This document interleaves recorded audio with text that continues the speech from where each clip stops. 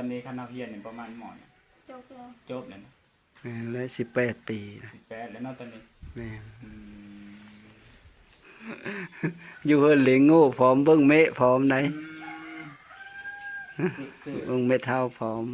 สองทางติดต่อมนต์ซ้อเสียงผู้ไทย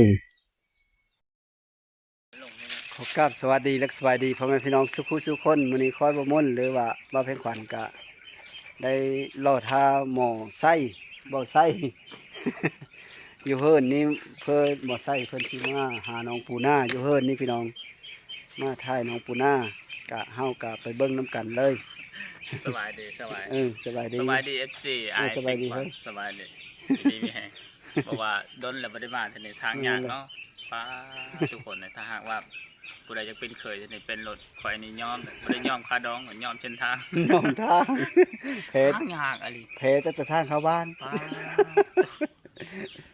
อันนี้ขนาดแดดแบบ 4-5 มื้อแล้วเนาะส แม่น บา อะไร ย บ่แล้วตกคืนว่านนี่เด้บักแห้งๆนึง อืม คืนว่านนี่เฮาไปว่ากูสุ่งว่านนี่จะเป็นละอื่น ป้าแม่นแล้ว มื้อนี้ก็เฮาว่าสิไปมอบเข้าเขาต่อแต่ว่า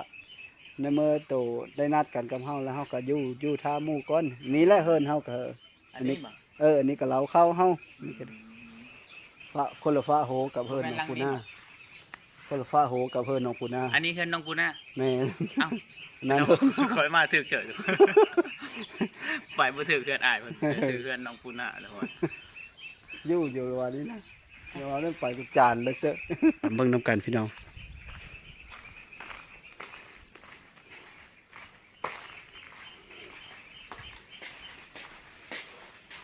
เบน่าชื่อปูน่านะ อันมีพี่น้องมายามก็เยี่ยมมาถ่ายไอ้ยูเซโนเอามาเยี่ยมมาถ่ายคลิปได้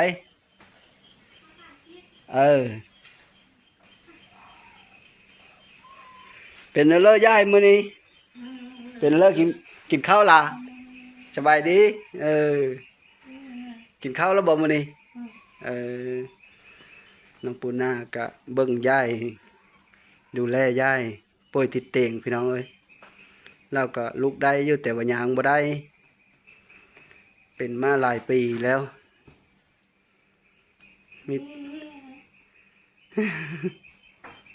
แต่งตัวงามแท้มื้อนี้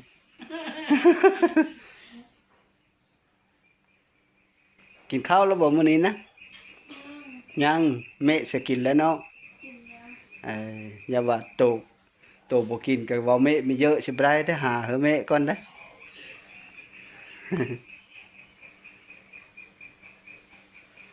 นี่แหละน้องปูมาเอ้ยไปเชอเอ้ยมิวไปเชอ ไปตลาด เออ กินให้แม่ เอ้ยมิวไปตลาด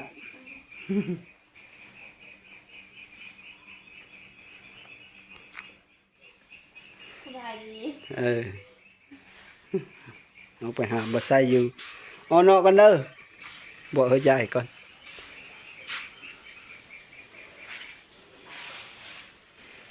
นี่ก็คือบ่อนนั้นเสริมสวยเอ้ยมิว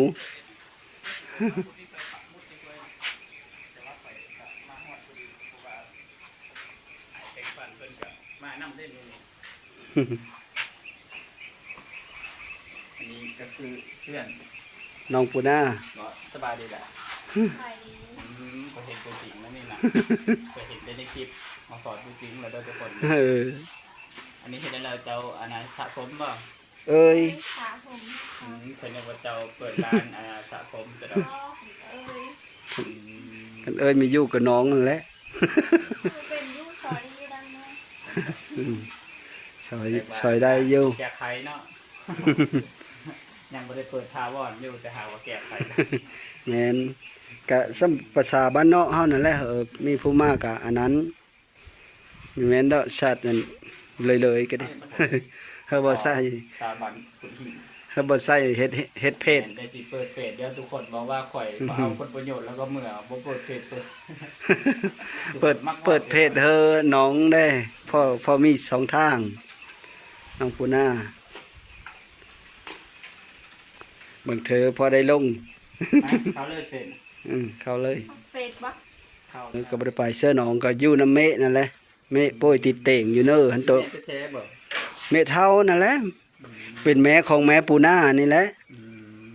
ม ก็มีแต่ปูนานี่แหละเอาเป็นแพมเพิร์สเป็นไปเลยเฮอก็ดีตัวเห็นเล่าแล้วบ่เดี๋ยวนี้นะ ยังเดี๋ยวเขาไปเบิ่งเอา มีแต่ปูนากับเอ้ยแล้วพากันเป็น ตอนขายของบ่ล่ะเจ้าบ่ขายของ อาบน้ำอาบใน เฮ็ดเป็นคืนขายของ แต่ก่อน โบแล้วอยู่ขายเป็นขายเป็น ช่วยให้ผู้คนใช้รูปโปรไฟล์แล้วก็เดี๋ยวจะส่งมาให้ ไปไว้อยู่ดอกเบิ่งลักษณะนี่เชื่อ บ้านเล็กชิด3มั่งคนที่ตามกว่าหลายพันเติบ คนบ้านเล็กสิบทางเล็กสิบนะบ่ ต้องทา บ้าน มันต้องทา บ้านดงทาบ่เฮ้ยน้องเพิ่นละว่า ไม่เคย น้องแม็กกี้ผมยาว เงา ๆเฮาว่าโอ้ตอนเฮาเที่ยวไปซื้อแบ้เพิ่นบ่เห็น เฮาเที่ยวซื้อแบ้อยู่แถวนั้นแถวบ้านดงทาดงเทิงแถวนั้นเฮาลัดไปขายอยู่บ้านหนองคำแฮดเด้เช่นเอา อีเด้อมื้อนี้ไปบ้านกุดหินมอลินอันมาลินมาเอนำนองอันน่ะผู้หน้าคือสีงามได้นี่ สบายดีเด้ ตะวันกุดหินแต่ว่าเส้นทางยาก อืม ยากนิดนึงได้ยากนิดนึงยากอีหลีแล้วถ้าหากเลยยังมาลินมาแอนนี่ก็โอ้ต้องเตรียมใจแล้วพ่อแม่พี่น้องเอ้ยเพราะว่าเส้นทางเข้าหมู่บ้านนี่พี่ลึกอีหลีได้ช่วงนี้นะไปกันนู่นแล้วเดือน11เดือน12นู่นแล้ว แม่นแหละ มกราธันวาเอ้ยไม่ใช่ มกรากุมภาน่าจะพอไปพม่าจะดอกช่วงนั้นแต่ช่วงนี้ขนาดคอยเองก็เคยไปเคยมากันยัง แม่นเลยทางยะเนาะ ยากเลย หาบอนลิยะพี่น้องเอ้ยก็มัน วันนี้กินข้าวกินน้ำได้บ่ล่ะ นั่งกินปุ้น อืม ปุ้นใส่ กิน เขา กับปุ้นเนาะหรือว่าขนมจีนนั่นแหละเนาะ แมง ก็นั่นเด้อเอาหุ่นบ่หรือว่าบ่มีแนวกินล่ะ เยอะเข้าเลย เยอะผมใจว่าจะซื้ออยู่แต่ยันบ่พอน้องเพิ่นเพราะว่าธรรมชาติเด้อทุกคนธรรมชาติอีหลีอ่ะ แม่นเลยนั่นอันนั้นน่ะมาพ่อไปย้ายแล้วน่ะมาโง่เนี่ย อยู่เฮือนเหลงโง่พร้อมเบิ่งเมะพร้อมไหน นี่คือ เบิ่งเมะเท่าพร้อม เจ้าบ่ได้เฮ็ดหยังบ่เบิ่งไม่เท้าบ่ เบิ่งไม่เท่า ไม่เท้าเป็นนั่นเลยล่ะ เป็นอัมพาต ธรรมชาติจัก เต็ง จักปีละ 6-7 ปีแล้วได้ ปีละบ่ แต่โดนแล้ว อืมแล้วเจ้าก็เบิ่งไม่เท้านำลิงโง่นำ อืมแม่ก็เซแล้วได้ เอ้า แม่ปูนานี่เซได้หลายปีแล้ว จักปีละนี่เสียนะ พอ ข้อสอบเอ็ดห้า พอก็ไปเอาแม่ไหม เอ้า ก็ได้กี่ตอนสอบเอ็ด อีพอได้ทำบัดนี้ พอก็แล้วไม่มั่น อืม ที่บ้านแล้วมันนี่ ถ้าเล็กสิบเลย ทั้งซีดพุ่นเนาะ จังมมบอกเชื่อว่า แกงแมว แกง จังแมว นี่ทุกคนไปติดตามน้องเพิ่นได้เด้อทุกคนเด้ออันดับเลย ดับเลย เสียนั่นเลยนะ น้องฟูหน้าสาวผู้ไทยฝากไปติดตามได้เลยทุกคนเด้อ ไปให้กำลังใจน้องเพิ่นได้ทุกคนเด้อ เออ ตอนนี้น้องก็ซ้ำว่าลูกกำพร้าเลย อืม อยู่ในเมทาเนาะ แม่นกับอยู่กับเอ้ย แม่อยู่กับเอ้ย เอ้ยก็เอ้ยลูกปลาลูกลุงนั่นแหละ ทาง ลุง เขียนจะบ่ล่ะ ลุงกะเซเลย ออกเลย เห็นบ่เฮ้ยลุงกะเซแล้ว อืม ลุงกะเซว่างเดือนหลังนี่เนาะฮอดบ่2 เดือน เต็มเดือนหกสองเดือน เดือน6พี่ละจะเฮาดำหน้าแล้ว บ่แม่น เดือนหก บ่ ไม่ แม่น สิ บ่แม่นช่วงฝนตกอันบ่ เดือน6ก็เดือน6สกลนั่นแหละเหรอ ช่วงฝนตกอั สาน นะ คน เดือนฝนตกทับอิฐนะ ค่อยเห็นในมองอันนั้นเลยภาษานะเขาเอารถอันนั้นรถจุ่มนั้นมานะแม่นบ่ แม่นเลยลุงเพิ่นนี่น่ะสิแล้วบ่ชิมน่ะชื่อเราก็บ่ชิมสินะสิปรับคนดำหน้าคุ้มๆนั่นแหละ แม่นค่อยเห็นอยู่แต่ก็บ่ฮู้ นั่นแหละจังย่าและขมือนี่นะมีแต่2ไอ้น้องนี่แหละดูแลยายก็ดิ อืม อืม ผู้ชายก็มีบ่ในเรือนเฮาบ่มีบ่ มีให้จักไอ้นี่จักไปเชิญเลย ใจหาย ไอ้นี่ก็ลูกป้า เอาเฮ็ดหายนำ โซนอย่างเก่าลุงเป็นเฮ็ดแทนลุง ลุงเสแล้วล่ะเฮ้อนี่ไปเฮ็ดแทนไปเฮ็ดเนี่ยดูแลย่ามันโตนะว่าแล้วก็ดิแล้วก็ ปะกันแล้วนะ ปลาก้อนนี้สี่ ปะก่อนแม่สิปะแต่ปูนายังน้อยๆพุ่น ก็คือน้องปุณนาบอกง่ายลูกกำพร้าเลยแบบเนาะ แม่นตั้งแต่อายุ เสียแหละ ปะได้บ่6 ปี7 ปี คน 2 ปี 2 ปีห้า ป้าแล้วก็แม่กับเซ่เลย แม่ก็โตมากก็เยิบท่านได้เป็นสาวซ้ำตอนแม่สิ 3 ปีตอนนี้ยังสี่ อืม 3 ปี ถ้าสมมติตอนนี้คณะเฮียนเนี่ยประมาณหมอเนี่ย จบแล้ว จบเลยนะ แม่นเลย18 ปีนะ 18แล้วเนาะตอนนี้ แม่น อืมข่อยเห็นเขาบอกว่าน้องปุณนาก็คิดว่าบ้านอีหยังบ้านนาย้อนบอก คือบ่คิดว่า อยู่ข้างเงินเฮานี่แหละคนละฟ้าโหน่ะ เห็นจะบอกในตอนนั้นที่เฮาพอกัน เอาไปถ่ายน้องปูนาแน่เฮาถ่ายมันบ่ไปอยู่แต่ว่ามันบ่ไปปะเลอน่ะนะ ไปแล้ว เพราะว่าช่องเฮาก็บ่ใหญ่คือว่าแล้วสักอะตั้ง ให้กำลังใจน้อง ตั้งได้2 ปีแล้วก็ยังผู้ติดตาม2,000ไป ไปหาเงินหาคำก็บ่มีคนเบิ่งไม่เท่าสิไปทางเลอเนาะไปก็มีคนเบิ่งอีก แม่ไปยายโง่ก่อนเด้อว่านั่น ไปไหนงอกกันได้เด้อ นี่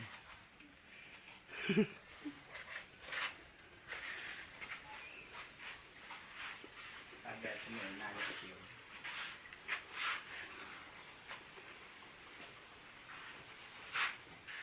เนาะเป็นใหญ่หมด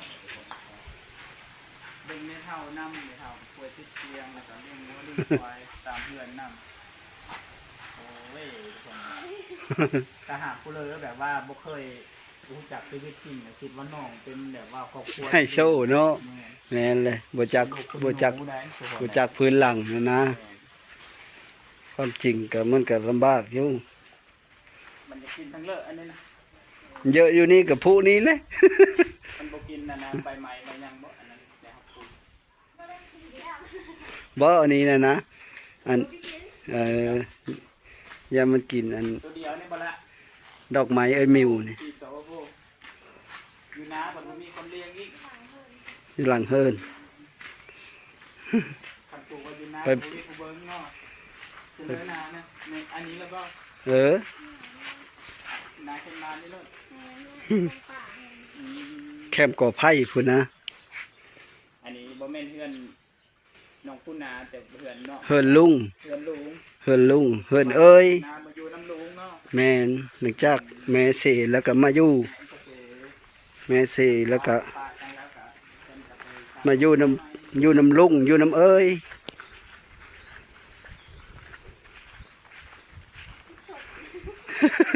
เชื่อจะเกือบกระลุบตัวนะผมพนะเกือบกระลุบตัวได้ซะเกือบบุดบุญหน้าก็หายายโง่พี่น้องเอ้ย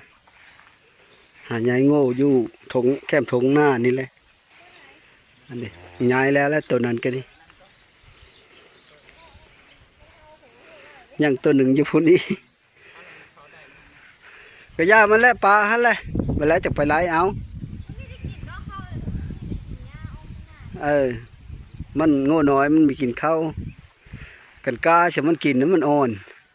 ข้าวแก่มันบ่กินน้องปูนาชาวพุไทยบ้านกุฎหินหายายโง่ได้ดูแลย่ายได้ดูแลย่ายได้ อายผู้หนึง ได้ไปทำงานเร่ง แสดงว่าอาศัยอ่านแล้วเนาะหาเงินเนาะ บิจิโตมาเลย อ้าว อ้ายน่ะไปตั้งแต่ลงเฮิรนไปตั้งแต่แม่เซแล้วก็บ่มาเลย บ่มาเลย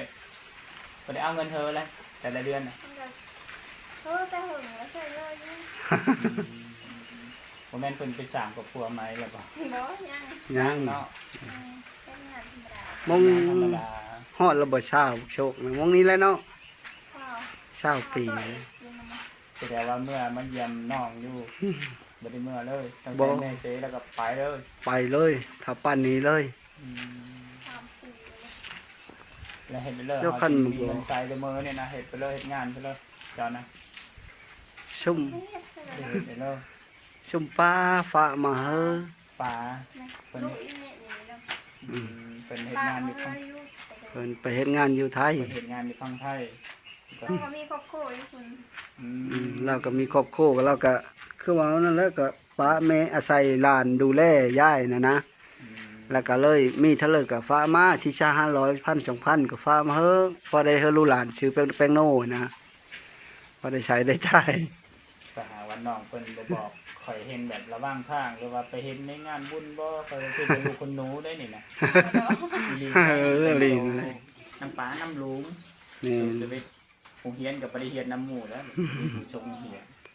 ย่าห้องเลยว่ะ มาซิ่ง มอซี่เนาะ จบม .4 แล้วก็ออก จบม .4 เลยเนาะถ้าบ่ออกก็มีผู้ทรงเรียน หมอกับบ่มีผู้ดูแลยายนี่แหละยายก็ป่วยมาหลายปีเลยเราเป็นพลอัมพาตติดเต็ง ตอนนี้ 6-7 ปีแล้ว น้องปุณนะก็คืออยากจะฝากทุกคนให้ไปติดตามว่าน้องเพิ่นอยากเฮ็ดคลิปแล้วแบบว่าหาได้โดยที่แบบว่าสิไปเฮ็ดงานมื้ออื่นก็บ่มีใครดูแลย่า แม่นเลย ก็เลยว่าจะเฮ็ดคลิปข่อยก็จะให้พ่อแม่พี่น้องหรือว่า FC ทุกคนเกิดไปติดตามไปกดไลค์ไปให้กำลังใจน้องปุณาทุกคนเลยเพราะว่าที่สุดข่อยก็จะช่วยน้องกับขนมบ่มีคือกันแต่ว่าหลายๆหลักร้อยนี่ก็ว่าได้เติมน้ำมันรถก็มันแบบบ่ได้แต่ก็ได้อยู่แต่ว่ามันได้บ่หลายกัน เฮาแห้งเต็กเฮานะ ฝากนำพ่อแม่พี่น้องหรือว่า FC ทุกคนนั่นแหละไปติดตามรับชมไปกดไลค์กดแชร์น้องปุณาเผื่อมีรายได้ โดย แกก็ได้บุญได้เนาะ อืม นั่นนะทุกคนนะ เป็นแพมเพิร์สอาบน้ำเฮอแต่ละมือนั่นอยู่นี่แหละ คือเพิ่นลุกบ่ได้บ่ล่ะลุกบ่ได้เลย ได้ลูกนางเองมันได้ แต่ว่ายางบ่ได้นะ ต้องมานะเฮาพยุงไปเนาะ มือเราก็จ่องเด้แข็งเราก็จ่องเด้เนาะปูนามือเราเบิ่งหนึงใช้บ่ได้เลยมือเบิ่งหนึง เนาะน้องปุณานี่ดังดีแล้วผมบ่เคยเห็นนะว่าน้องเพิ่นเต็มดังเลย เป็นมัตเกิดเลยพ่อแม่เลยเสริมเฮอ อากาศดีเหมื่อนนางเชิม พ่อแม่เสริมเฮอมัตเกิด สมัยเรียนนี่เป็นสาวงามประจำห้องแหละอันนี้น่ะ บ่ได้ ว่าไง บ่ ไปจ้อยหนึงมันน้อย ถ้าก็แย่อย่างนี้ เขาก็ใหญ่เนาะ อืม 18แสดงว่าตอนเรียนม .4 กับ15บอก 15-16นี่ อืม เป็นกองทายยังยัง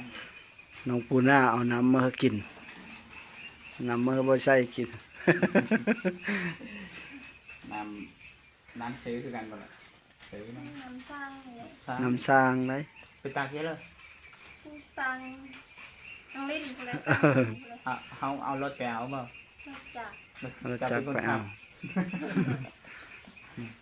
จะขับไปเอาเองบ่ล่ะ เอาเอง ว้ว้าวแท้น่ะ สร้างน้ำลิ้นนะ ไปฮู้บ่น้ำเด่นแต่ทางเขาเอื้อนลาวน่ะมาเอาน้ำกูตุ้มน้ำ เอาเธอเราไปกับน้อง โตเห็นแล้วบ่สร้างน้ำลิ้นนะ คือจิยากเนาะ สร้างน้ำลิ้นมันก็เห็นนี่นะ นั่นแหละคือจิยากว่ะ มันไหลออกมาแต่ฟังโหยเลย สร้างขึ้นกันต้องมาโวยเลยนะ สั้นปะนะ ทางไป เพราะ เอา เธอเอาสร้างดงนี้ สร้างดงก็ได้ สร้างดงสร้างน้ำลิ้นเท่ากับกินนั่นแหละ นี่ทุกคน นี่ ชาวบ้านกูเองเด้อ ผู้นี้บ่เว้านี่นะเบิ่งซอยเด้ หารับไปเลยเห็นคลิปนี้บ่ต้องกดไลค์กดติดตามข่อยดอกข่อยบ่ได้เงินบ่ได้คำอย่างนี้ไปติดตามน้องคนนี้ อืม คือน้องปูนาสาวผู้ไทยเป็นประจ ผ่านเลยเด้อทุกคน ำเป็นไปเด้อ น้องฟูน่าสาวไทย ภาษาไทยเนาะ โดย ไปติดตามไปเด้อคนเลยข่อยนะบ่ต้องติดตามเนาะ มาวันนี้ก็ถ่ายน้องปูนาเฮอพี่น้องเบิ่งช่ำนี้แหละปูนาเมื่อกันเด้อ โดย โชคดีเด้ออันถ้าว่าตั้งเพจแล้วก็เฮอพี่น้องเฮาไปติดตามเพจน้องปูนาได้ปูนาสาวผู้ไทยเนาะ โดย มาวันนี้ก็ขอขอบอกขอบใจนำทุกคนเด้อที่มาติดตามน้องปูนา แล้วก็ขอบใจทั้งบอไซที่มาหาน้องปูนามื้อนี้ตั้งเพจเธอเฮากับสิได้เมื่อแล้วมาฮอดนี้ก็ขอขอบอกขอบใจน้ำพ่อแม่พี่น้องเด้อที่เฮามาติดตามรับชมมื้อนี้ก็คลิปนี้ก็ขอขอบใจหลายๆสบายดี